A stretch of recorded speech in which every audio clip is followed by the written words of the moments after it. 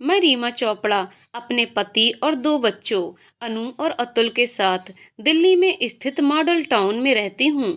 हमारे अलावा एक और सदस्य है, मालती, जो हमारे घर काम करने आती है। पिछले 10 दिनों से मालती काम पर नहीं आई। मुझे अजीब सी बेचैनी हो रही थी। कभी कुछ ख्याल आते तो कभी कुछ। उसका फोन भी बंद आ रहा था, ना ही उसकी तरफ से कोई मैसेज आया। ऐसा आज तक कभी नहीं हुआ था। मेरे घर में वो पिछले 5 सालों से काम कर रही थी। पूरा घर उसने संभाला हुआ था। उसके ना आने से मुझे परेशानी तो हो रही थी, पर उससे भी ज्यादा उसकी चिंता सता रही थी। आखिर आज मैंने सोच लिया कि वरुण के ऑफिस से जाने के बाद मैं उसका पता करने जरूर जाऊंगी। उसके घर का पता तो मुझे नहीं मालूम था, पर ये जानती थी कि वह कहाँ रहती है। संजय कॉलोनी हमारे घर से थोड़ी दूर पर थी। मैंने रिक्शा लिया और संजय कॉलोनी पहुंच गई। यहाँ मैं पहली बार आई थी। सड़क पर अधनंगे बच्चे मिट्टी में खेल रहे थे। कुछ औरतें सड़क पर लगे नल से पानी भर रही थीं। मैंने वहीं एक पानी भरती बूढ़ी औरत से मालती के घर का पता पूछा तो बड़ी हैरानी से मेरी ओर देखा और बोली, क्या काम है? मैंने भी हंसकर कहा, अम्मा कुछ काम तो नहीं है, बस मेरे घर काम करती है।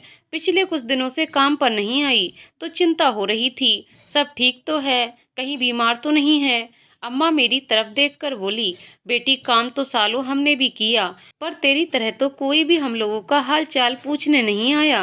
बेटी ये जगह तेरे लिए ठीक नहीं है। यहाँ हर तरह के लोग रहते हैं। मेरा कहा मानो, कॉलोनी के अंदर मत जाओ। मालती मेरे घर के पास ही रहती है। मैं बता दूंगी कि तुम आई थी। नहीं अम्मा, आप मुझे उसके पास ले चलो। मैं अपनी आंखों से उसे एक बार देखना चाहती हूँ। आपका बड़ा उपकार होगा। तो चलो फिर। अम्मा अपने सिर पर पानी का मटका रखकर चल पड़ी। वो आगे आगे और मैं उनके पीछे पीछे। कई सकरी गलियां, लोगों की तीखी नजरें, गंदे इशारों के बाद अम्मा एक घर के आगे जाकर रुक गईं और बोली, बिटिया मालती यहाँ रहती है। हाँ, अपना ध्यान रखना और हो सके तो जल्दी यहाँ से निकल जाना। कहकर वह अपने घर के अंदर चली गईं।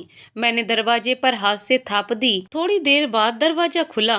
मेरे सामने मालती थी, जिसे देखकर मैं दंग रह गई। उसके माथे पर पट्टी बंधी हुई थी, बाजू में प्लास्टर चढ़ा हुआ था। मालती ये सब कैसे और कब हुआ? और वो एकाएक मुझे सामने देखकर हैरान और परेशान हो गई। बीबी जी, आपको यहाँ नहीं आना चाहिए था। पर क्यों मालती, तुम्हारी ये हालत कैसे हो गई है? कुछ नहीं बीबी जी, पैर फिसल गया था तो थोड़ी चोट लग गई। आप चिंता ना करें, जल्दी ही आपके घर काम पर आ जाऊंगी। अरे नहीं, काम की बात नहीं है। मुझे तो तुम्हारी चिंता हो रही थी, इसलिए तुम्हें देखने आ गई। अच्छा बीबी जी, अब आप यहाँ से जल्दी से निकल जाएं। मैं आपको बाहर तक छोड़ आती हूँ। मैं कल से अपनी छोटी बहन को आपके घर काम करने के लिए भेज दूंगी। ठीक है वो सब, तुम क्या मुझे अपने घर अंदर नहीं आने को कहोगी? अरे आइए, अंदर आइए, कहकर वो दरवाजे के सामने से हट गई। मैं बिना किसी संकोच के उसके घर के अंदर चली गई। एक छोटे से कमरे को उसने पतले से पर्दे से उसे दो भागों में बांटा हुआ था। क्या वो काफी था? अपने बच्चों और पति के साथ वो कैसे रहती होगी? वहीं एक कोने में उसकी छोटी सी रसोई जमी हुई थी और दूसरे कोने में एक बाल्टी, पटरा और साबुन रखा हुआ था। एक कमरे में उसका पूरा संसार समाया हुआ था। जैसा भी था, सब कुछ व्यवस्थित था। हाथ में पकड़े फल के लिफाफे को उसको पकड़ाते हुए बोली, मालती ये तुम्हारे लिए। इधर उधर देखते हुए मैंने उससे कहा, मालती तुम्हारे बच्चे कहाँ हैं? बीबी जी, उन्हें तो मैंने उनकी नानी के घर भेज दिया है। ये तो अच्छा किया। और तुम्हारे पति, वो कहाँ हैं? थोड़ा सा संकोच करते हुए बोली, बीबी जी वो तो रिक्शा चलाते हैं, अभी काम पर गए हैं। अच्छा अच्छा। इतने में एक दुबली पतली सी लड़की, जिसने नीले रंग का सलवार कमीज और उसी से मिलता जुलता दुपट्टा गले में अच्छे से लपेटा हुआ था, कमरे में अंदर दाखिल हुई। मुझे देखते ही शर्माते हुए कमरे के कोने में जाकर खड़ी हो गई। उसकी तरफ इशारा करते हुए मालती ने कहा, बीबी जी ये मेरी बहन मुन्नी है, कल से आपके यहाँ काम पर आ जाएगी। मालती ये तो बहुत खूबसूरत है। उसकी तरफ देखते हुए मैंने कहा, हमारे घर आओगी? वो कुछ बोली नहीं, बस चुपचाप वहीं कोने में खड़ी पैर के नाखून से कमरे के कच्चे फर्श को कुरेदती रही। उसकी ओर देखते हुए मैंने कहा, पर मालती ये तो बहुत छोटी है। नहीं नहीं बीबी जी, पूरे 17 साल की है। इसी साल 10वीं में गई है। अभी इसके स्कूल की छुट्टियां चल रही हैं, तो माँ बापू इसे मेरी मदद के चलते यहाँ छोड़ गए और मेरे बच्चों को अपने साथ ले गए। ठीक है, तुम अपना ख्याल रखना, कहकर मैं वहां से चलने लगी। चलते चलते मैं एकदम से रुक गई। अपने पर्स में से 2,000 रुपए निकालकर उसे पकड़ा दिए। मुन्नी जा, बीबी जी को बाहर तक छोड़ा। अरे रहने दे मालती, मैं चली जाऊंगी। पर वो नहीं मानी और मुन्नी मुझे बाहर तक छोड़ने आई। कॉलोनी में हर तरफ खुली हुई नालियां, कूड़े के ढेर और उन पर भिनभिनाती मक्खियां थीं। और उन्हीं सबके बीच ये लोग रहते हैं, अपने दुख दर्द हमसे छुपाते हुए हमारे घरों में काम करने आते हैं, तो माथे पर किसी तरह की सिकन नहीं होती। इन्हीं सब बातों को सोचते हुए हम कॉलोनी के बाहर पहुंच गए। वहीं से रिक्शा पकड़ा और मैं घर लौट आई। मोबाइल ऑन करके टाइम देखा। बच्चों के स्कूल से आने का टाइम हो गया था और मैं फटाफट दरवाजा खोलकर घर के अंदर आ गई। घर लौटने के बाद भी मेरा ध्यान मालती की तरफ से नहीं हट रहा था। बच्चों के स्कूल का आज आखिरी दिन था। उसके बाद पूरे 2 महीने की छुट्टियां थीं। मुझे पता था आज घर वापसी के दौरान वो वैसे कुछ ज्यादा उत्साहित होंगे। उनके स्कूल से आने का समय हो रहा था। फटाफट हाथ मुंह धोकर सीधे किचन में आ गई। उनके घर पहुंचने से पहले खाना तैयार होना चाहिए, वरना उनका भूख भूख चिल्लाना मुझे सुनना पड़ता। मैं अपने ही ख्यालों में मग्न थी। बच्चे मालती अभी भी मेरे दिमाग पर छाए हुए थे। उसी समय दरवाजे पर डोरबेल बजी और मैंने जाकर दरवाजा खोला। बच्चे एक दूसरे की शिकायतें करते करते अंदर आए और सीधे डाइनिंग टेबल पर आकर बैठ गए। अरे बच्चों, हाथ मुंह तो धो लो पहले, फिर खाना खाने बैठो। और मैंने दोनों को जबरदस्ती बाथरूम में भेजा। फटाफट दोनों हाथ मुंह धोकर डाइनिंग टेबल की कुर्सी पर बैठते हुए अनु मुझसे पूछने लगी, मम्मी आज भी मालती आंटी आज भी नहीं आई? नहीं बेटा, पर आज मैं उसके घर उससे मिलने गई थी। उसे चोट लगी है। कुछ दिन तक वह हमारे घर काम पर नहीं आएंगी, पर कल से अपनी छोटी बहन को हमारे घर काम करने के लिए भेज देंगी, कहकर मैं भी बच्चों के साथ बैठकर खाना खाने लगी। हम सब इधर उधर की बातें करने लगे। खाना खत्म होते ही बच्चे अपने अपने कमरों में जाकर आराम करने लगे और मैं भी अपने कमरे में आकर लेट गई। शाम को वरुण के ऑफिस से आने के बाद मैंने उन्हें सारी बातें बताईं, तो उन्होंने भी कहा अच्छा किया जो उससे मिलकर आई हो। कितना ध्यान रखती है हमारा। मुश्किल के वक्त में हमें भी उसके परिवार की मदद करनी चाहिए। अगले दिन सुबह सुबह उसकी बहन हमारे घर काम करने के लिए आ गई। धीरे धीरे मैं उसे घर का सारा काम समझाने लगी। काम के साथ बीच बीच में हम दोनों खूब बातें भी करने लगे। कभी वो अपने गांव की बातें तो कभी अपने स्कूल की बातें मुझसे करती रहती। उन्हीं बातों के दौरान मुझे पता चला कि वो हर साल अपने गांव के स्कूल में हर कक्षा में अव्वल आती रही है और शाम को उसी स्कूल में प्रौढ़ शिक्षा केंद्र भी चलाती है। पढ़ाई में इतनी होशियार लड़की मेरे घर बर्तन झाड़ू पोछा करे, मुझे गवारा नहीं था। मैंने धीरे धीरे घर के काम उससे कम करवाने शुरू कर दिए। उसकी जगह उसे अनु और अतुल को पढ़ाने बैठा देती। जब भी बीच में खाली होती मेरे साथ मालती और उसके बच्चों के बारे में बातें करने लगती। काफी दिनों के बाद उसने मुझे बताया, आंटी जीजा जी दीदी को बहुत मारते हैं। हर रोज रात को शराब पी कर आते हैं। उन्होंने ही दीदी की बाजू तोड़ी थी और जो माथे पर चोट लगी थी वो भी उनकी वजह से ही लगी थी। उन्होंने दीदी का सिर पकड़कर दीवार पर मार दिया था। मुझे मुन्नी की बातों पर विश्वास नहीं हो रहा था कि ये जो कह रही है सच है, पर मुन्नी मालती ने तो कहा था कि वह गिर गई है। आंटी दीदी ने आपसे झूठ बोला था। जीजा जी बहुत गंदे हैं। आपने जो पैसे दीदी को दिए थे वो भी दीदी से छीन कर ले गए। हर रोज शराब पीते हैं और जुआ खेलते हैं। मुझे भी उनसे बहुत डर लगता है। आप मुझे यहीं अपने पास यहीं रख लो, मुझे नहीं रहना वहां पर। बेटा तुम तो दीदी की मदद के लिए आई हो, मैं तुम्हें अपने पास कैसे रख लूं? तुम चिंता मत करो, मैं तुम्हारी दीदी से बात करूंगी, कहकर मैंने उसे शांत किया। शाम हुई और मुन्नी काम करके अपने घर वापस चली गई। अभी उसे हमारे घर में आए हुए कुछ ही दिन हुए थे, पर दोनों बच्चे उससे बहुत हिल मिल गए थे। दीदी दीदी कहते सारा दिन उसके आगे पीछे घूमते रहते। वह कब हमारी जिंदगी का हिस्सा बन गई हमें भी नहीं पता चला। बच्चों को पढ़ाने के साथ साथ उनके साथ लूडो कैरम खेलते हुए गर्मी की छुट्टियां बीत रही थीं। इसी बीच मालती का हाथ भी ठीक हो गया और उसने काम पर वापस आना शुरू कर दिया। मालती से कहकर मैंने मुन्नी का यहीं पास के स्कूल में दाखिला करवा दिया। बच्चों के स्कूल खुल चुके थे और उसने भी स्कूल जाना शुरू कर दिया। स्कूल के बाद वो सीधा मेरे पास आती, यहीं खाना खाती और बच्चों के साथ मिलकर पढ़ाई करती और शाम को मालती के साथ घर वापस चली जाती। शनिवार की रात को मैं और वरुण टीवी पर एक वेब सीरीज देखते हुए काफी देर से सोए थे। सुबह जल्दी उठने की कोई चिंता नहीं थी। इतवार को मालती को भी मैं देर से ही काम पर बुलाती थी। सुबह सुबह डोरबेल पर बिना हाथ हटाए कोई डोरबेल बजाता जा रहा था। रात को देर से सोने की वजह से सिर पहले से ही भारी था। आधी नींद में उठकर कपड़ों को ठीक करते हुए मेन गेट का ताला खोला। दरवाजा खोलते ही देखा सामने वही अम्मा खड़ी थीं, जो जिसने मुझे मालती के घर तक पहुंचाया था। उसे इतनी सुबह अपने घर के सामने खड़े देख मेरी नींद एक झटके से गायब हो गई। अरे अम्मा, इतनी सुबह सुबह आप यहाँ, क्या बात है? सब खैरियत से तो हैं? मैं एक ही सांस में कह गई।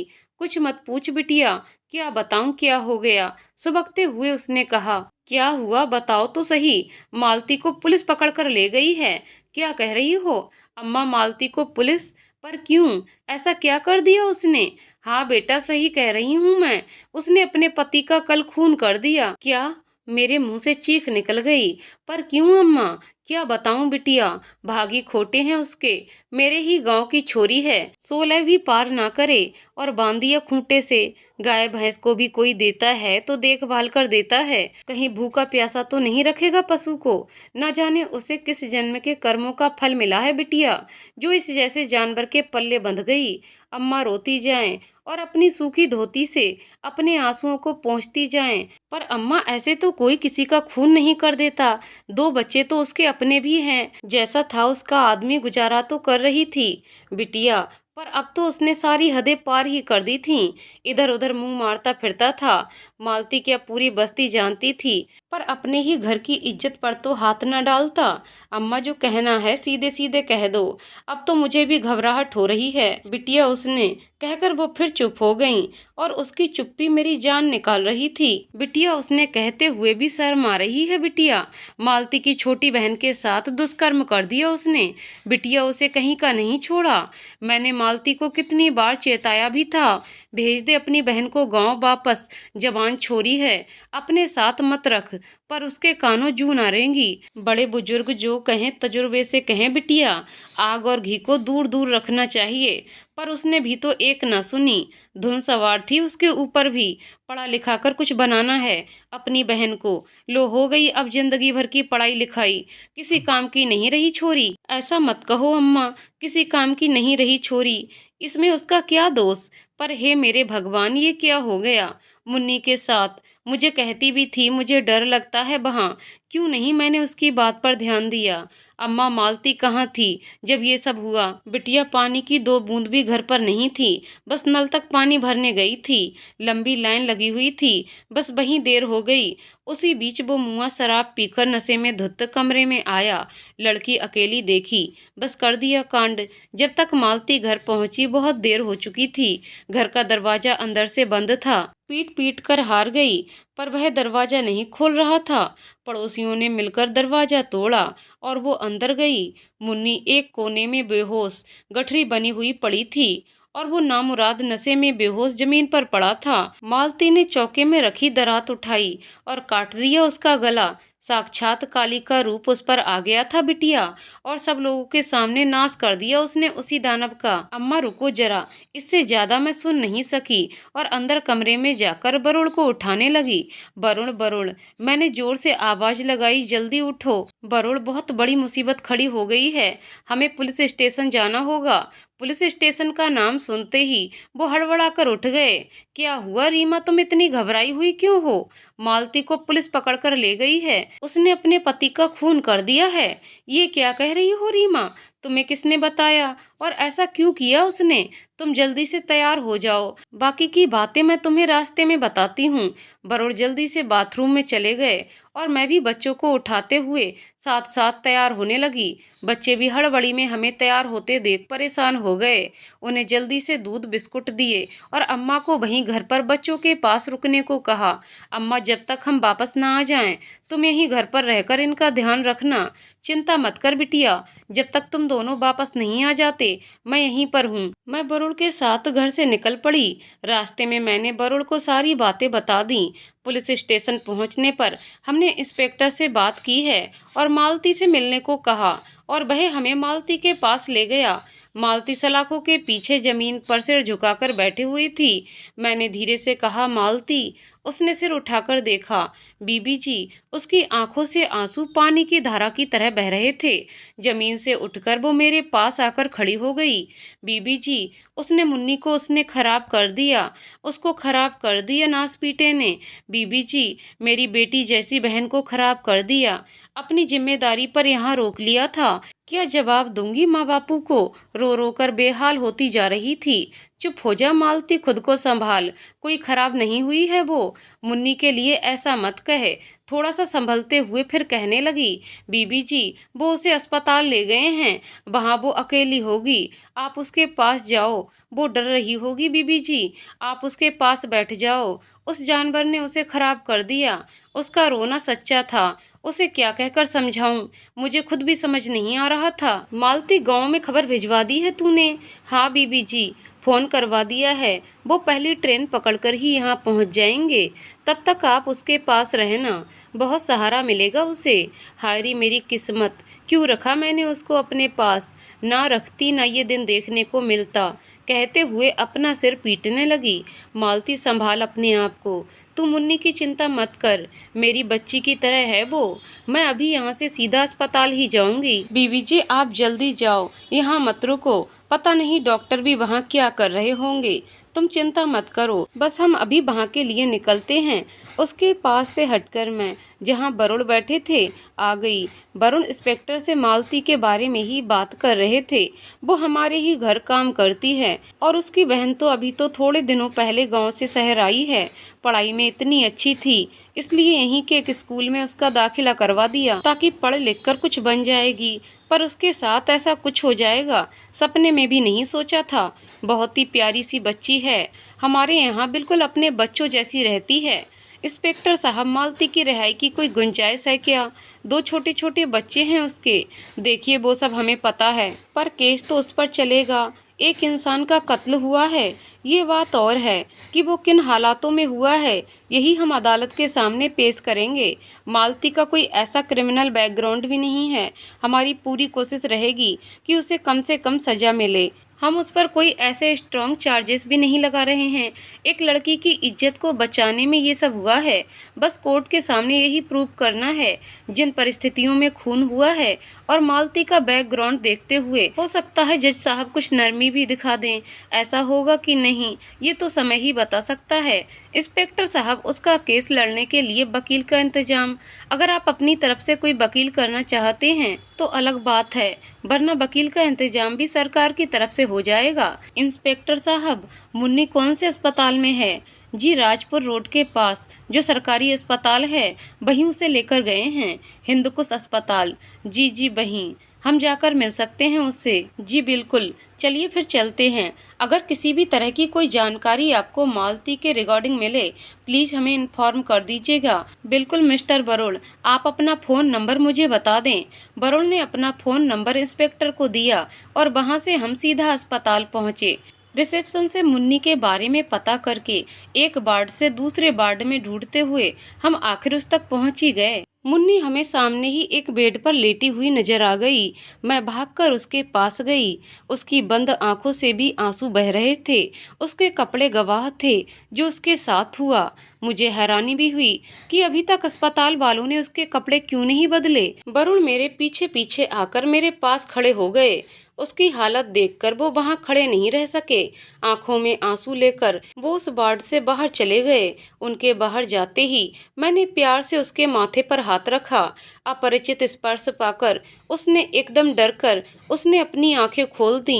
मुझे सामने देख आंटी कहकर वो जोर जोर से रोने लगी। रो मत मेरी बच्ची, मैंने आपको कहा था मुझे वहां नहीं रहना।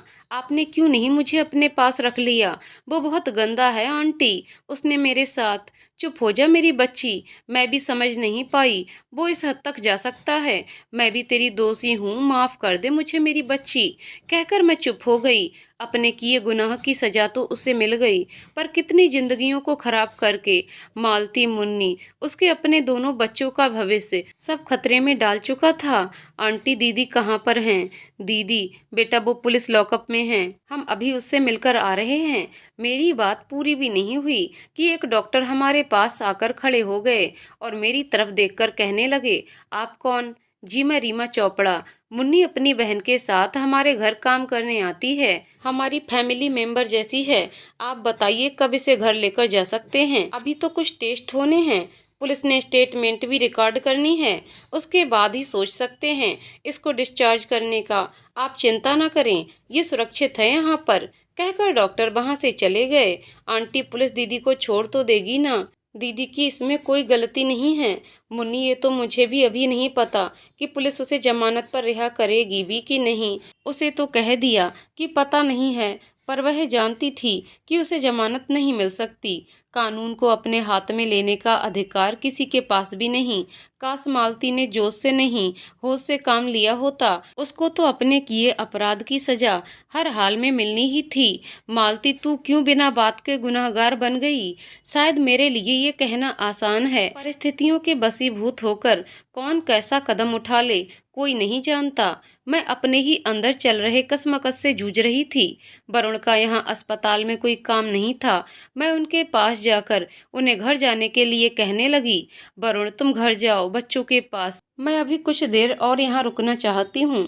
वरुण को घर भेजकर मैं वापस मुन्नी के पास आकर खड़ी हो गई। कभी कोई नर्स आती तो कभी कोई। एक सिस्टर उसका बुखार चेक करके जाने लगी तो मैंने उससे कहा, सिस्टर प्लीज इसके कपड़े तो बदलवा दीजिए। देखिए मैडम, अभी हमें ऑर्डर नहीं मिला है, जब मिलेगा तो खुद से ही बदल देंगे, आपको कहने की जरूरत नहीं पड़ेगी। शाम तक मैं वहीं बैठी रही, उसके कपड़े अभी तक नहीं बदले गए थे। मुन्नी के ऊपर मैंने चादर उड़ा दी ताकि आसपास आने जाने वाले लोगों की नज़रों का वो शिकार न बने। सुबह से एक घूंट पानी का भी मेरे अंदर नहीं गया था। मुझे भी अब थकावट महसूस हो रही थी। मुन्नी मेरी हालत भी देख रही थी। आखिर उससे नहीं रहा गया, वह मुझसे कहने लगी, आंटी आप भी घर जाओ, सुबह से यहाँ बैठी हैं, आपने कुछ खाया भी नहीं। मैं ठीक हूँ, गांव से माँ बापू भी जल्दी आ जाएंगे, उनके आते ही मैंने अपने गांव वापस चले जाना है। मुझे अब यहाँ एक दिन भी और नहीं रहना। दिया क्या है इस शहर ने हमें, न मेरी इज्जत बची न मेरी दीदी की। मेरी दीदी जो मुझे अपने बच्चों से भी ज्यादा प्यार करती हैं, मेरी वजह से आज सलाखों के पीछे हैं। कहकर सुबक सुबक कर रोने लगी। मुन्नी संभाल खुद को, जो हो चुका है उसे अब बदला नहीं जा सकता, पर अपने आप को संभालना तो पड़ेगा ही ना। तू ऐसे रोती रहेगी तो कैसे छोड़कर जा सकूंगी तुझे? अपने हाथों से आंसुओं को पोंछकर कहने लगी, आप मेरी चिंता ना करें, मैं अब नहीं रोऊंगी, आप जाओ आंटी, कल सुबह आती हूँ। कहकर भारी मन से मैं वहां से चल पड़ी। घर पहुंचकर देखा वरुण ने अम्मा को विदा कर दिया था और खुद रसोई में जाकर बच्चों के खाने की तैयारी कर रहे थे। अपने आप को फ्रेश करने के लिए मैं सीधा बाथरूम में घुस गई। शावर चलाकर अपने दिल और दिमाग दोनों को शांत करने की कोशिश करने लगी।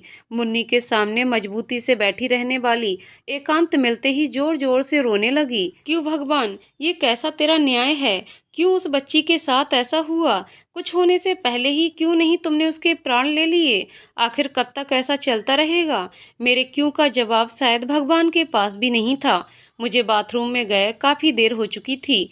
बाहर वरुण दरवाजे को खटखटा रहे थे। रीमा प्लीज बाहर आ जाओ, बच्चे भी परेशान हो रहे हैं, वो ठीक कह रहे थे। खुद को संभालते हुए मैं बाथरूम से बाहर निकली। वरुण ने पहले ही मेरी मनपसंद कॉफी बनाकर रखी हुई थी। लो कॉफी पियो, पर पहले सैंडविच खाओ, सुबह से तुमने भी तो कुछ नहीं खाया होगा। बच्चों ने कुछ खाया? हाँ, खा लिया। तुम उनकी चिंता मत करो, बस थोड़ा-सा अपने आप को सँभालने की कोशिश करो। हम सैंडविच और कॉफ़ी खत्म करके मैं बच्चों के कमरे में जाकर बैठ गई। अच्छा बताओ क्या किया? मेरे पीछे मम्मी अपना होमवर्क फिनिश किया, फिर दीदी के साथ थोड़ी देर कैरम खेला। उतने में तो पापा ही घर आ गए। वो हम दोनों को बैठाकर मैथ्स की जो भी हमारी प्रॉब्लम सॉल्व करवाते रहे। और अम्मा कब गईं? पापा ने तो उसे आते ही भेज दिया था। मम्मी, मालती और मुन्नी को क्या हुआ है?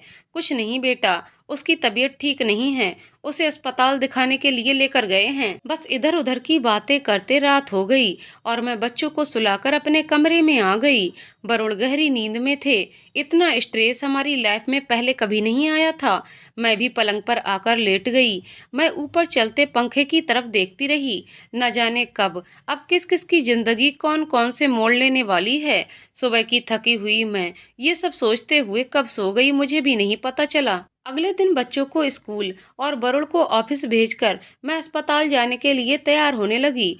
मुन्नी के लिए खाना फल सब पैक किया। अस्पताल न जाकर मैं पहले सीधा बाजार गई। उसके लिए 2-3 जोड़े कपड़ों के और कुछ जरूरी सामान खरीदा जिसकी उसको सख्त जरूरत थी। अस्पताल वालों ने उसके अभी तक कपड़े बदले भी होंगे कि नहीं, मैं नहीं जानती थी। जब तक अस्पताल पहुंची, उसके माता पिता वहां पहले ही पहुंचे हुए थे।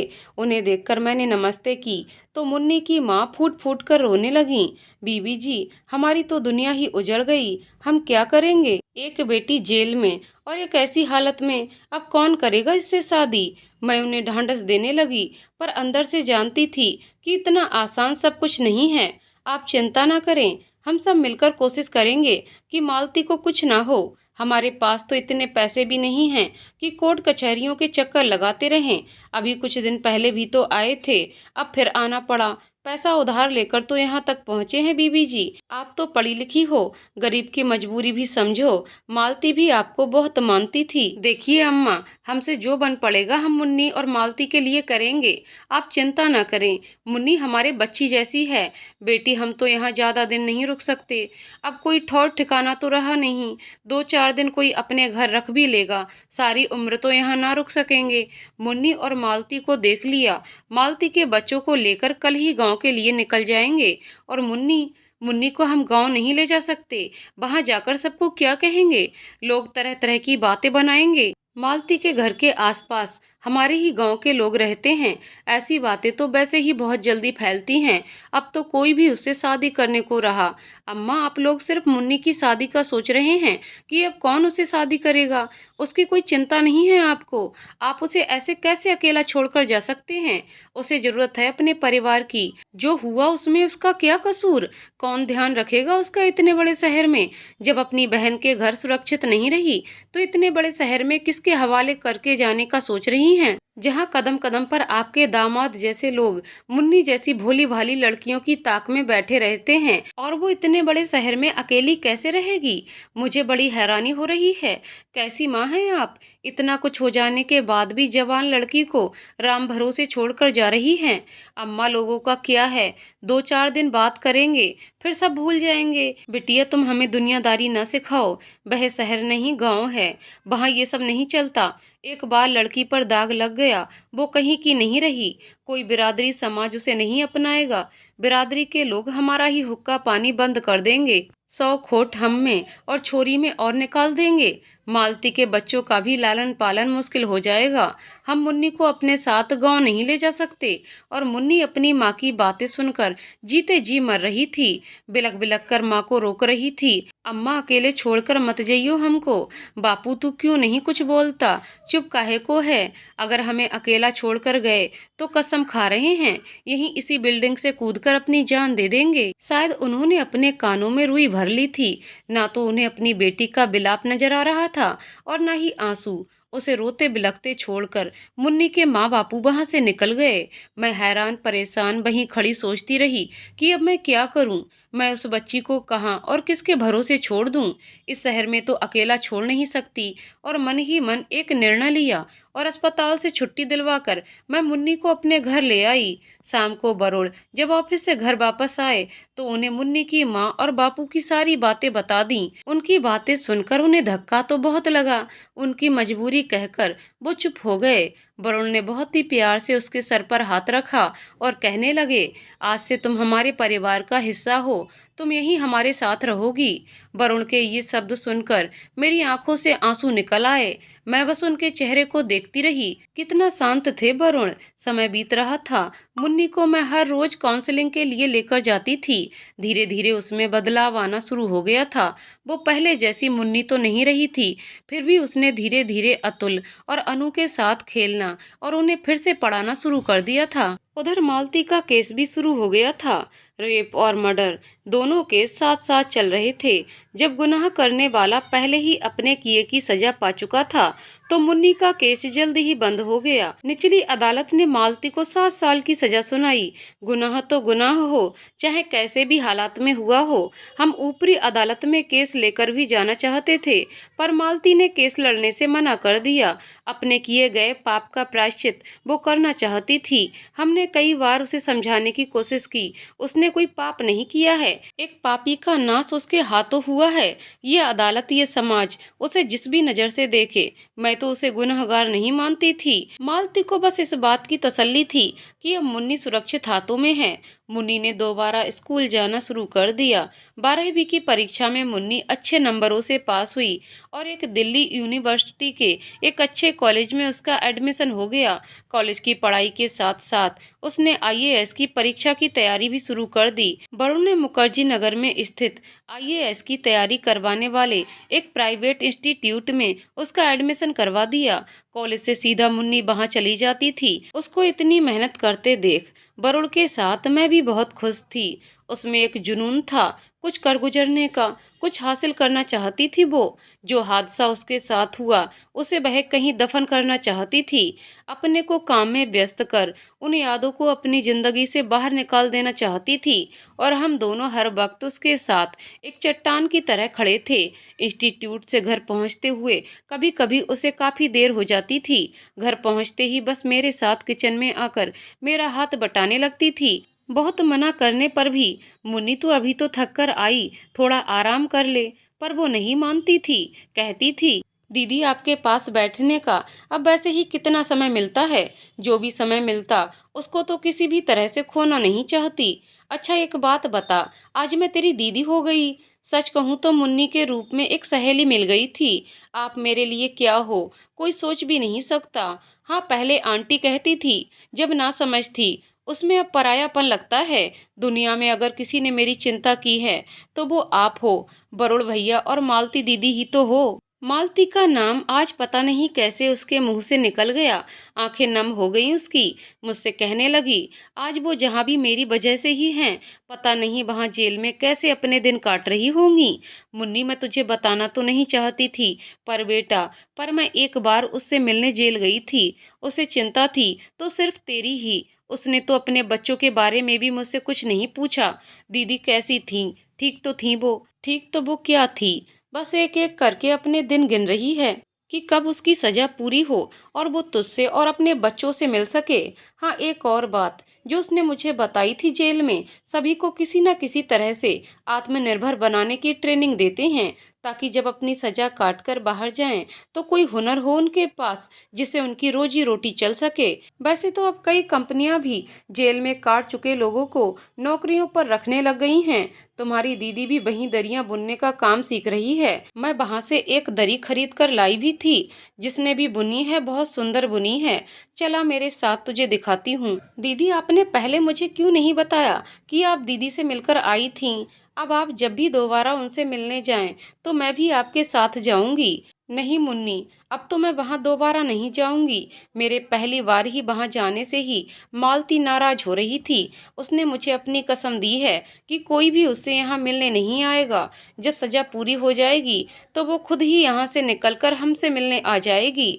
चल चल, रोना नहीं मेरी गुड़िया। और मैं अलमारी खोलकर उसमें से दरी निकालकर उसे दिखाने लगी। दरी मेरे हाथ से लेकर उसे ऐसे देख रही थी मानो वो दरी उसकी बहन ने ही बनाई है और उसमें उसका चेहरा उसे नजर आ रहा है। समय की गति बड़ी बलवान होती है, वह किसी के लिए भी नहीं रुकता। मुन्नी के कॉलेज का आखिरी साल था। कॉलेज की पढ़ाई के साथ साथ उसकी एंट्रेंस एग्जाम की तैयारी भी जोर शोर से चल रही थी। उसका सारा समय अपने कमरे में ही बीतता था। इस साल उसने यूपीएससी एग्जाम के लिए फॉर्म भर दिया था। सब कुछ इतना आसान नहीं था। दिन के 18 घंटे वो पढ़ती रहती थी। रात को बीच बीच में उठकर चाय, कॉफी या दूध जो उसका मन होता था उसकी टेबल पर रख देती थी। कई बार पढ़ते हुए इतना थक जाती थी, वहीं टेबल पर सर टिकाकर सोई हुई मुझे मिलती थी। उस रात भी वही हुआ। टेबल पर सर टिकाकर सोई हुई थी। मैंने धीरे से उसे आवाज लगाकर उठाया और उसे उसके पलंग तक पहुंचाकर वापस मैं जाने लगी। उसने मेरी कलाई पकड़ ली, कहने लगी, आप भी यहीं सो जाओ मेरे पास। तेरे से छोटे वो दोनों अपने कमरे में अकेले सोते हैं और मैं यहाँ तेरे पास।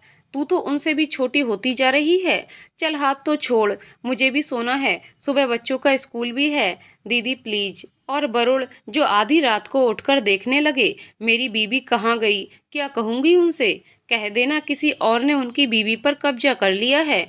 मुन्नी तू ना बच्ची की बच्ची ही रहेगी, ये नाम ना तेरा बदलना होगा, तभी बड़ी होगी। चल छोड़ना, आज तो बिल्कुल नहीं, यहीं सोना पड़ेगा मेरे पास। ठीक है बाबा, फिर खिसक उधर, जगह तो दे मुझे भी लेटने के लिए। फटाफट खिसक कर एक तरफ हो गई, पर मेरा हाथ नहीं छोड़ा। हम दोनों भी कब सो गए पता ही नहीं चला। सुबह वही हुआ जिसका डर था। बच्चों को उठाने के लिए हर रोज अलार्म लगाकर सोती थी। अब मैं सो रही थी मुन्नी के पास और अलार्म क्लॉक था हमारे बेड की साइड टेबल पर। हर रोज तो मैं अलार्म बजते ही मैं बंद कर देती थी कि वरुण की नींद खराब ना हो। उस दिन वो पूरे 5 मिनट तक बजता रहा। झल्लाकर वरुण ने उठकर उसे बंद किया। कमरे में देखने लगे, मैं अपने बेड पर नहीं थी। बाथरूम का दरवाजा खोलकर देखा तो वो भी खाली था। कमरे से बाहर आकर किचन, बच्चों का कमरा, बाहर का मेन गेट सब देख लिया। मैं कहीं नहीं थी। अब तो उन्हें चिंता होने लगी कि आखिर मैं गई कहाँ। बच्चों के कमरे में जाकर अनु को उठाया। अनु मम्मी घर पर कहीं भी नहीं है, पता नहीं कहाँ चली गई। जाकर दीदी को उठा दे। जब से मुन्नी हमारे साथ रहने आई थी, अगर वो सो रही होती थी, वरुण कभी भी उसके कमरे के अंदर नहीं जाते थे। अनु आंखें मलते हुए जैसे ही मुन्नी के कमरे में आई, मुझे वहां सोते देख कितनी जोर से चिल्लाई, पापा मम्मी मिल गईं, दीदी के साथ सो रही हैं। और उसके चिल्लाने से हम दोनों हड़बड़ाकर उठ गए। क्या हुआ, हम दोनों के मुंह से एक साथ निकला। वरुण ने जब पूरी बात बताई तो हंस हंस कर हम दोनों का बुरा हाल हो गया। हम दोनों हंस रहे थे और वरुण का चेहरा अभी भी उड़ा हुआ था। ये क्या तरीका है रीमा, अगर यहाँ सोना ही था तो कम से कम बता तो देती। वरुण, मेरा ऐसा कोई इरादा नहीं था, बस इसको देखने आई थी और इसने मुझे अपने पास सुला लिया। तुम भी तो इतनी गहरी नींद में थे, तुम्हें उठाकर क्या कहती। वरुण उठो, मैं मुन्नी के पास सोने जा रही हूँ। मुन्नी की खीखी नहीं बंद हो रही थी। बहुत हंसी आ रही है तुझे, ये 10 मिनट मुझ पर कैसे बीते, कोई अंदाजा है तुम दोनों को? और अगर यहाँ सोने का मन बना ही लिया था तो कम से कम अलार्म क्लॉक तो वहाँ से उठा लेती। बिना बात के मेरी सारी नींद खराब कर दी। सॉरी वरुण, आगे से ऐसी गलती नहीं होगी। अलार्म क्लॉक मैं पहले ही उठाकर अपने पास रख लूंगी।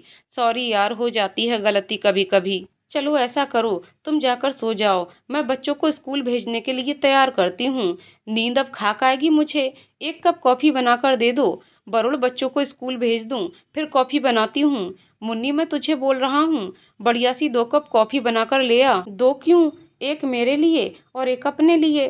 रात को जल्दी सो गई थी ना, कॉफी पी और पढ़ने बैठ जा।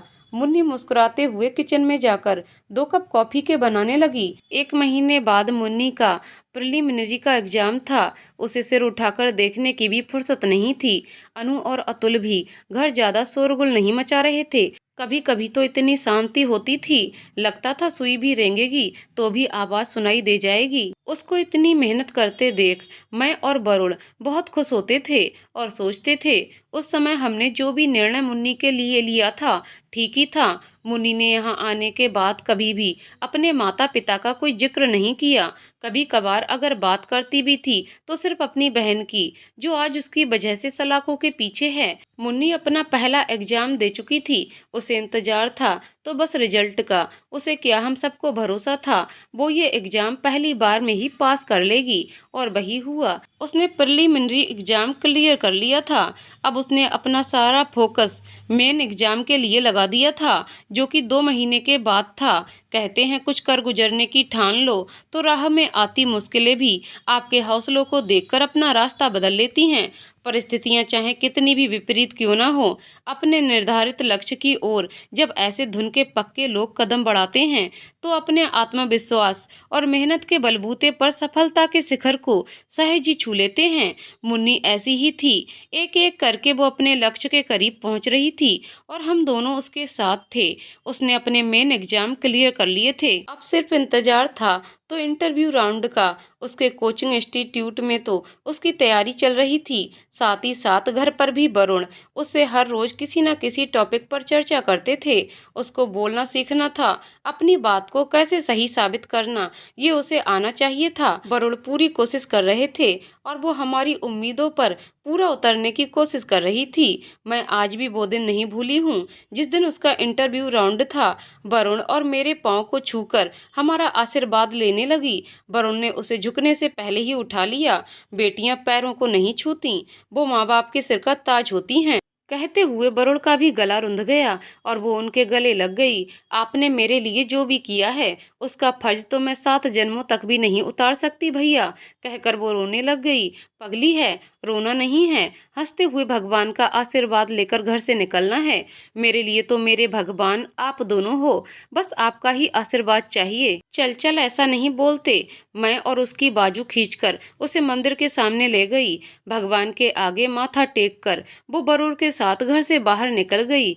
मुन्नी, इंटरव्यू खत्म होते ही मुझे फोन करना, दीदी रिजल्ट उसी समय नहीं आना है। वो वरुण के साथ जा रही थी। मुझे तसल्ली थी कि वो अकेली नहीं है।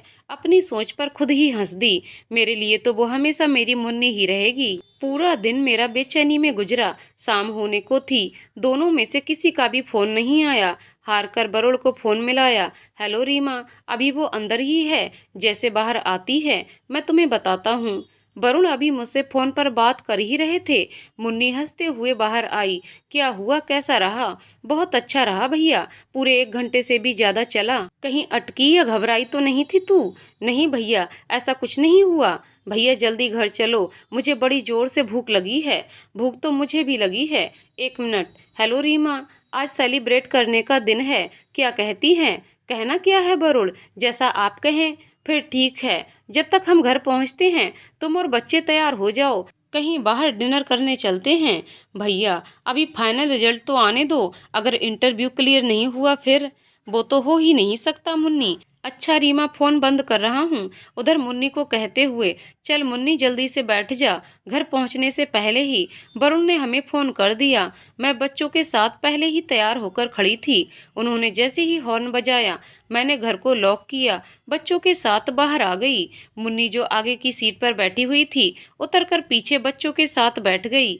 महीनों बाद हम सब खुद को फ्री महसूस कर रहे थे। घर का माहौल ऐसा हुआ था मानो सिर्फ मुन्नी के ही नहीं, हम सबके पेपर होने हैं। कनॉट प्लेस के एक रेस्टोरेंट में सीधा जाकर डिनर किया। उसके बाद इंडिया गेट पर आइसक्रीम खाई। बच्चों और मुन्नी सबने मिलकर वहां बहुत मस्ती की। रात के 12 बज चुके थे। इंडिया गेट पर अभी भी लोगों की भीड़ थी। मैंने वरुण की तरफ देखते हुए उन्हें घर चलने के लिए कहा। थोड़ी देर और रुकते हैं रीमा, देख बच्चे कितना एंजॉय कर रहे हैं। वरुण, कल तुम्हारा ऑफिस, बच्चों का स्कूल सब है। वैसे ही इतनी देर हो चुकी है, अभी तो मस्ती कर रहे हैं। सुबह तुम सबसे उठा नहीं जाता। कल सबकी छुट्टी है रीमा, बच्चे भी तो कितने महीने बाद घर से बाहर निकले हैं। हाँ, ये तुम सही कह रहे हो। रीमा, एक काम करते हैं, क्यों नहीं कहीं आसपास 1-2 दिनों के लिए कहीं चलते हैं। कल शुक्रवार है, सुबह सुबह निकलते हैं। सालों हो गए कहीं बाहर गए हुए। ये तो तुम सच कह रहे हो। बच्चों की पढ़ाई, मुन्नी, सब में समय कैसे बीत गया पता ही नहीं चला। मुन्नी इतनी बड़ी हो गई है कल को, कहते कहते मैं चुप हो गई। क्या हुआ रीमा, बात पूरी करो। कुछ नहीं, बस लगा कैसे विदा करूंगी इसको। अरे भाई, अभी कहाँ जा रही है? क्यों, अगर इंटरव्यू क्लियर हो गया तो उसे तो यहाँ से जाना ही पड़ेगा। पता नहीं फिर कब उससे मिलना होगा। कहते हुए मेरी आवाज भारी हो गई। रीमा प्लीज संभालो खुद को, मुन्नी के सामने खुद को कमजोर नहीं दिखाना है। मैं बच्चों को आवाज लगा रहा हूँ। घर चलते हैं, फिर सुबह निकलते हैं कहीं के लिए। कहाँ जाने का सोच रहे हो? अभी तो शिमला ही दिमाग में आ रहा है। बच्चों से भी एक बार रास्ते में पूछ लेते हैं। मुन्नी, अतुल, अनु, जल्दी से सब आ जाओ, घर चलते हैं। तुम्हारे लिए एक सरप्राइज तैयार है। कम ऑन बच्चों, हरी अप। सरप्राइज का नाम सुनते ही तीनों भागते हुए आए। क्या है पापा? शिमला कौन कौन जाना चाहता है? मैं तीनों एक साथ बोले। चलो फिर घर चलो, और कल सुबह सुबह शिमला के लिए निकलना है। इसका मतलब अभी घर जाकर सामान भी पैक करना है। ओह वाओ पापा, you are grey. Yes I am. India Gate से घर तक का रास्ता कैसे बीत गया पता ही नहीं चला। घर पहुंचते ही सबने अपने अपने बैग पैक किए और सुबह होने की इंतजार में कब किसकी आंख लग गई पता ही नहीं चला। सबसे पहले मैं उठी। मैंने एक एक करके सबको उठाना शुरू किया। शिमला जाने के लिए सब इतने उत्साहित थे कि मेरी एक ही आवाज में उठ गए। मैंने और मुन्नी ने मिलकर रास्ते के फटाफट सैंडविच बनाए, फ्लास्क में कॉफी भरी, जूस, चिप्स, बिस्किट, नमकीन, जो भी सामान घर में था बैग्स में रखा और निकल पड़े शिमला के लिए। 2 दिन शिमला की हरी भरी वादियों को देखकर दिल और दिमाग दोनों तरोताजा हो गए और एक नई उम्मीद दिलों में संजोए हम दिल्ली लौट आए। हम सभी बेसब्री से मुन्नी के रिजल्ट की प्रतीक्षा कर रहे थे। आखिर वो दिन भी आ गया और जो सपने उसके साथ हम सभी ने अपनी आंखों में संजोए हुए थे सब सच हो गए। रिजल्ट देखकर उसकी आंखों से आंसू नहीं रुक रहे थे। दीदी भैया, ये सब आपकी वजह से ही हो पाया है, वरना मैं क्या थी और आपने आज मुझे क्या से क्या बना दिया है। मेरे गले लग रोती जा रही थी। भावुक हम सभी भी हो रहे थे। आंसू हमारी आंखों से भी बह रहे थे। आज ये आंसू दुख के नहीं खुशी के थे और इनके बहने पर खुशी ही महसूस हो रही थी। चुप कर मुन्नी, रोना बंद कर। ये सब तेरी मेहनत का फल है जो तुझे मिला है, मैंने उसे प्यार से चुप करवाते हुए कहा। नहीं दीदी, मेहनत तो बहुत लोग करते हैं, मुझे जो भी मिला बस आपकी वजह से मिला। अच्छा ठीक है, चुप हो। तू तो एक मिसाल बनेगी अनु और अतुल के लिए भी। उधर उसकी ज्वाइनिंग की तारीख भी पास आती जा रही थी। हमारे हर दूसरे रोज बाजार के चक्कर ही खत्म नहीं हो रहे थे। दीदी, इतना सब कुछ करने की क्या जरूरत है? आजकल हर जगह सब कुछ मिल जाता है। सच कह रही है तू, पर एक बात बता, तुझे वहां जाने की क्या जरूरत है? किसी और जगह को भी तो चुन सकती थी। दीदी, एक कर्ज है जो चुकाना चाहती हूँ। तूने कौन सा कर्ज लिया हुआ है? अरे आप समझी नहीं। जिस मिट्टी में पैदा हुई हूँ वहाँ के लोगों के लिए कुछ करना चाहती हूँ, पर वो तो आदिवासी इलाका है। दीदी, मैं भी तो उन्हीं में से एक हूँ। पर मैंने सुना है नक्सलियों के इलाके भी उसी जगह के आसपास हैं। ओहो दीदी, नेट को देखना थोड़े दिनों के लिए बंद कर दो। पर तू मेरी छोटी सी मुन्नी है, कैसे इतना सब संभालेगी? दीदी, मैं वहाँ मुन्नी बनकर नहीं, कृष्ण बल्लभा बनकर जा रही हूँ। आखिर वो दिन भी आ गया। उससे बिछड़ते हुए हम सब रो रहे थे। मुन्नी का भी रो रो कर बुरा हाल था। दीदी, मैं कैसे आपके बिना रहूंगी? आप सब मेरे पास रहने आओगे ना? मुझे भूल तो नहीं जाओगे? पगली, अपने बच्चों को कोई कैसे भूल सकता है? मैं कह तो गई, फिर एहसास हुआ इस दुनिया में सब कुछ हो सकता है, जहाँ सगे रिश्ते नाते बुरे समय में मुंह फेर लेते हैं और वहीं कभी कभी पराये अपने बन जाते हैं। मुन्नी को छोड़ने बरुड़ जा रहे थे, ये सोचकर मेरा मन शांत था। मेरी छोटी सी मुन्नी अब बड़ी हो गई थी, सरकारी आवास में रहेगी, कई नौकर चाकर और गाड़ियां उसके नीचे होंगी। उसके रहने की जगह सब अच्छे से देखभाल कर वरुण 4 दिन में लौट आए और उधर उसने अपने जिले के लिए काम करना शुरू कर दिया। हमारी हर दूसरे रोज उससे बात होती थी। एक दिन मैंने उससे यूं ही पूछ लिया, मुन्नी कभी अपने घर गई क्या? माँ बाबा किसी से मिलना हुआ क्या? पहले तो चुप रही, फिर कहने लगी, गई थी दीदी, पर वो मुझे पहचान ही नहीं सके। माँ की आंखों में मोतियाबिंद उतर आया था, समय से इलाज नहीं करवाया, इस कारण उनकी आंखों की रोशनी जाती रही। और बाबा, वो नहीं रहे। 2 साल पहले उनका देहांत हो गया। और मालती के बच्चे, उन्हें देखा था दीदी, गांव के ही स्कूल में पढ़ने जाते हैं, बहुत बुरी हालत में हैं।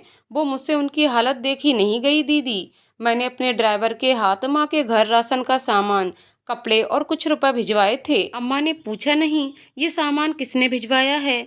दीदी, अपने ड्राइवर को सब समझाकर भेजा था। उसने अम्मा को कह दिया, सरकारी मदद है, सबको मिल रही है। ये तो तूने बहुत अच्छा किया बेटा।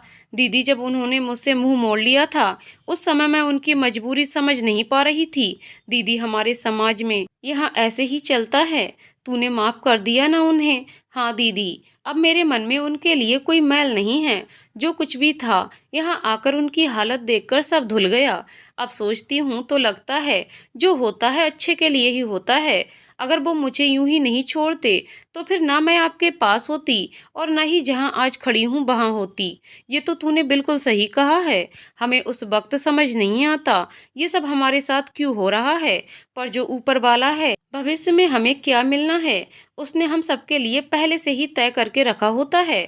बस सही वक्त आने पर हमें एक दूसरे के सामने लाकर खड़ा कर देता है। वरना मैं क्या, कोई भी सोच सकता था तू दूसरे प्रदेश में रहने वाली हमसे यूं अपनी बहन के जरिए मिल जाएगी और हमारा रिश्ता एक दूसरे के साथ ऐसे जुड़ जाएगा। दीदी, पर मेरे साथ जो हुआ क्या वो होना जरूरी था? उसके बिना भी तो जिंदगी चल सकती थी। बात करते हुए वो भावुक होने लगी। मुन्नी, हमने तय किया था उस बारे में बच्चे अब कभी भी बात नहीं करेंगे। फिर क्यों तूने बात शुरू की? भूल जा, सब कुछ निकाल कर फेंक दे उस दिन को अपनी जिंदगी से बाहर। जो अतीत दर्द दे, टीस दे, उसे भूल जाने में ही भलाई है। जिंदगी बहुत खूबसूरत है, उस खूबसूरती को अपने अंदर भरने की कोशिश कर बच्चे। जी दीदी, आप सही कह रही हैं। जब तक आपके पास थी ये सब नहीं सोचती थी, पर जैसे ही शाम होती है इतना बड़ा घर खाने को आता है। अकेली होती हूँ तो खाली दिमाग में बस अतीत घुसने की कोशिश करता है। क्या करूँ, चाह कर भी उसे बाहर नहीं निकाल पाती। मुन्नी, खाली क्यों बैठना है? कुछ ऐसा कर जिसे तू हमेशा से करना चाहती थी पर कभी कर नहीं सकी। अपने जीवन में रंगों को भर दे। अभी तो समय है तेरे पास। एक बार शादी हो गई तो फिर बिल्कुल समय नहीं मिलेगा। क्या दीदी, मुझे नहीं करनी शादी और कौन करेगा मुझसे? कहते कहते वो चुप हो गई। जब जीवन में बसंत ऋतु आएगी तुझे पता भी नहीं चलेगा। कहना तो उसे चाहती थी पर कह नहीं सकी। मुन्नी, तेरी आवाज की खनक एकदम से कहाँ गुम हो गई? अभी हमने क्या तय किया था? अच्छा, दिल्ली कब आ रही है? वरुण और बच्चे भी तुझे बहुत मिस कर रहे हैं। जल्दी से आने का प्रोग्राम बना। दीदी, अभी तो मुश्किल है, फिर भी देखती हूँ। जैसे ही कुछ तय होता है आपको बताती हूँ। अच्छा मुन्नी, फोन रखती हूँ। वरुण भी 2 चक्कर लगा चुके हैं, तुझसे बात करते देख चुपचाप बिना कुछ कहे चले जाते हैं। ठीक है दीदी, भैया को प्रणाम कहना और मेरे छोटे भाई बहन को उनकी दीदी की तरफ से ढेर सारा प्यार। अपना ध्यान रखना, कहकर मैंने फोन रख दिया। क्या अतीत भुलाया जा सकता है? शायद नहीं। मुन्नी को दिल्ली गए से 5 महीने हो चुके थे। बस फोन पर ही उससे बातचीत करके खुद को तसल्ली दे देती थी। सच कहूँ, उसके जाने के बाद घर सूना सूना हो गया था। बच्चे स्कूल से आते चुपचाप खाना खाते और अपने अपने कमरे में चले जाते। वरुण का भी ऑफिस घर ही चल रहा था और मैं इन सब के बीच तालमेल बिठाने की कोशिश कर रही थी। वो जब से हमारे साथ रहने लगी थी हम उसे खुश करने के लिए जानबूझकर बेसिर पैर की बातें करते रहते। अब वो सब बातें खत्म हो चुकी थीं। एक दिन सुबह जेल से मुझे फोन आया कि मालती को 1 सप्ताह के बाद रिहा किया जा रहा है। उसकी बाकी की सजा को माफ कर दिया गया है। मैंने उसी समय मुन्नी को फोन करके मालती की रिहाई की सूचना दी। वो उस समय ऑफिस में थी। बस उसने इतना कहा, दीदी मैं जल्दी दिल्ली पहुंचती हूँ, कहकर उसने फोन रख दिया। और आखिर वो दिन आ गया। मैं और मुन्नी जेल के बाहर खड़े होकर मालती के आने का इंतजार करने लगे। थोड़ी देर में जेल का दरवाजा खुला और मालती धीरे धीरे कदम बढ़ाते हुए जेल से बाहर आई। अधपके बाल, जर्जर शरीर, सूती साड़ी पहने, पैरों में रबड़ की चप्पलें, हाथ में छोटी सी पोटली लिए वो हमको देखकर दंग रह गई। बीबी जी, आप? मुन्नी की ओर देखकर तो उसे विश्वास ही नहीं हुआ कि ये उसकी बहन मुन्नी है। मुंह पर हाथ रखते हुए हैरानी से मुन्नी को देखने लगी। मेरी बहन इतनी बड़ी हो गई है, इतनी सुंदर। मुन्नी आगे बढ़कर अपनी बहन के गले लग गई और जोर जोर से रोने लगी। मैं वहीं खड़ी होकर दोनों बहनों का मिलाप देखती रही। आज पूरे 6 साल के बाद दोनों मिल रही थीं। आज जब दोनों बहनों का मिलाप देखकर मन बहुत खुश हो रहा था। अब घर चलें या यहीं पर रहना है, कहकर मैंने दोनों को अलग किया। चलो, गाड़ी की तरफ इशारा करते हुए कहा। हम सब गाड़ी में आकर बैठकर घर वापस आ गए। घर पर वरुण मालती को देखकर बहुत खुश हुए। बच्चों को मालती को पहचानने में थोड़ी देर लगी, फिर वो उसे पहचान गए। मुन्नी मालती को लेकर अपने कमरे में चली गई। नहा धोकर मालती फिर बाहर आई। मुन्नी अपनी बहन के लिए नए कपड़े पहले से ही लेकर आई थी। नए साफ सुथरे कपड़े पहनकर मालती खुद को अच्छा महसूस कर रही थी। मैंने और मुन्नी ने मिलकर सबके लिए खाना लगाया। मालती को सबके साथ बैठकर खाने में झिझक महसूस हो रही थी। मैं उसकी ये दुविधा समझ सकती थी। मैंने मुन्नी को अपना और मालती का खाना कमरे में ले जाने को कहा, जहां वो बिना किसी झिझक के तसल्ली से पेट भर खाना खा सके। सालों मालती ने हमें खाना बनाकर खिलाया था। वो अन्नपूर्णा थी। साथ ही बीते सालों की बातें, अपनी पीड़ा, अपना दुख दर्द एक दूसरे के साथ बांट सकें। कमरे में जाते ही मालती ने मुन्नी से पहला प्रश्न किया, मुन्नी मेरे बच्चे कहाँ हैं? दीदी वो अब माँ के पास हैं। माँ बाबा मुझे अपने साथ गांव नहीं लेकर गए। मैं तब से यहाँ दीदी और भैया के पास ही रह रही हूँ। उन्होंने मुझे पढ़ाया लिखाया, इस काबिल बनाया कि आज मैं एक बड़ी अफसर बन गई हूँ। दीदी इतना तो कोई अपना भी नहीं करता जितना इन्होंने मेरे लिए किया है। मैं इनका ये उपकार कभी नहीं चुका सकती। दीदी और भैया अपने बच्चों जैसा प्यार मुझसे करते हैं। दीदी बाबा इस दुनिया में नहीं रहे, तुझे कैसे पता चला? दीदी मैंने अपनी पोस्टिंग वहीं अपने जिले में ही करवाई है।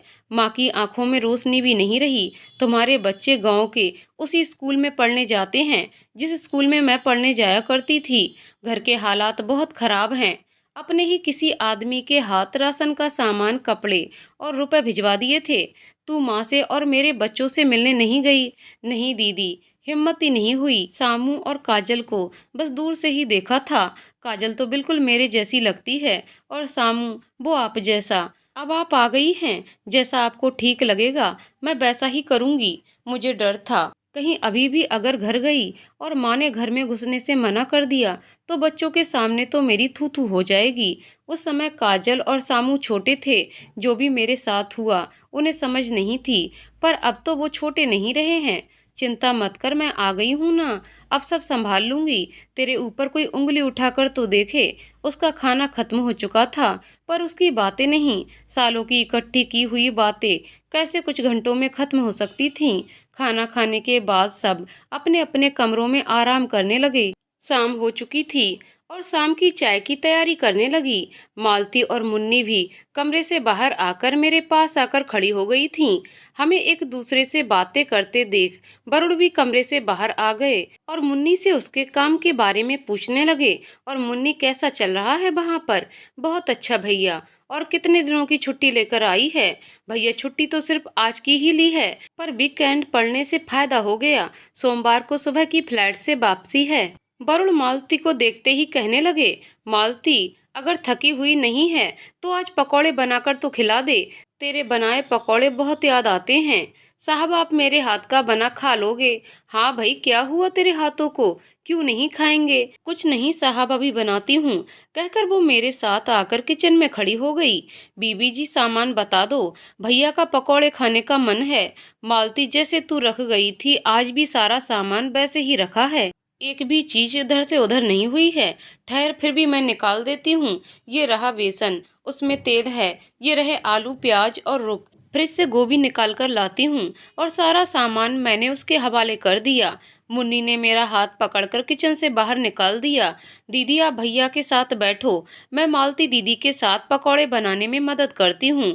अरे तू बाहर बैठ, मैं करती हूँ ना मालती की मदद। मुन्नी रीमा को बाहर कर दे किचन से। आज सिर्फ मालती के हाथ का बना हुआ खाना है, और प्लीज थोड़े ज्यादा बनाना क्योंकि मैंने डिनर भी इन्हीं का करना है। मालती और मुन्नी ने फटाफट मिलकर सब्जियों को काटा, बेसन घोलकर कढ़ाई रखी और पकोड़े तल तल कर प्लेट में रखकर टेबल पर रख दिए। साहब जितने मर्जी खाओ, बहुत सारा सामान है। वरुण तुम शुरू करो, मैं बच्चों को उठाकर आती हूँ, कहकर मैं अनु और अतुल को उठाने चली गई। पकोड़ों का नाम सुनते ही दोनों आंखें मलते हुए बाहर आ गए।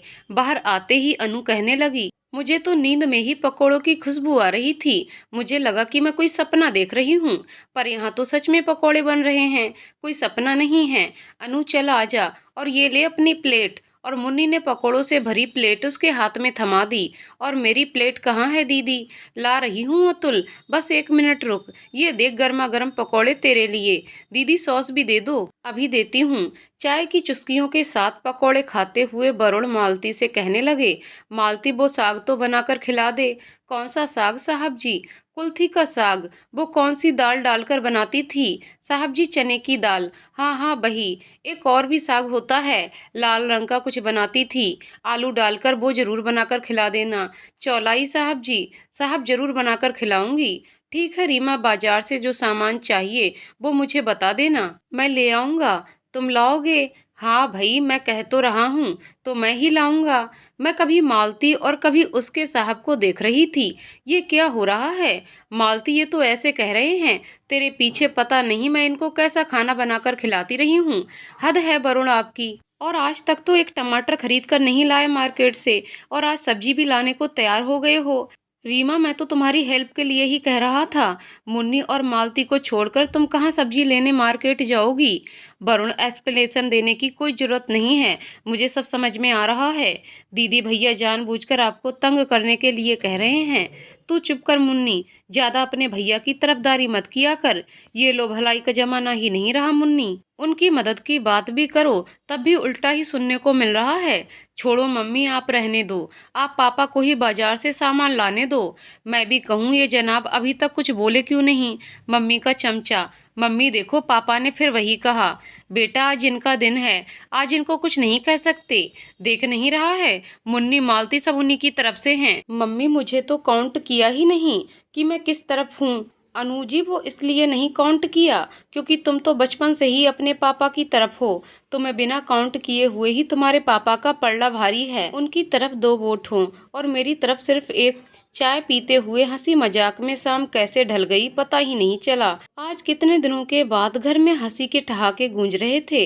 रात के डिनर के लिए भी सभी ने मना कर दिया, सबका पेट पकौड़े खाकर ही भर चुका था। वरुण और बच्चे अंदर अपने अपने कमरों में चले गए थे। ड्राइंग रूम में अब मैं, मालती और मुन्नी बैठे हुए थे। मुन्नी मुझसे कहने लगी, दीदी, मैं मालती दीदी को अपने साथ लेकर जाना चाहती हूँ, अब वो मेरे साथ ही रहेंगी। ये तो तुमने बिल्कुल सही फैसला लिया है, आखिर मालती को भी तो अपने बच्चों से मिलना है। मुन्नी, मालती के साथ जाकर अपनी माँ से जरूर मिलना और हो सके तो उन्हें भी अपने साथ रखना। जीवन में संघर्ष तो उन्होंने भी बहुत किया होगा। जीवन में सही फैसले लेना और आगे बढ़ना। मुन्नी ने मेरा हाथ पकड़ लिया और बोली, आप कौन है मेरी? मैंने भी हंसकर उसका माथा चूम लिया और बोली, सब कुछ, जो भी तुम समझो।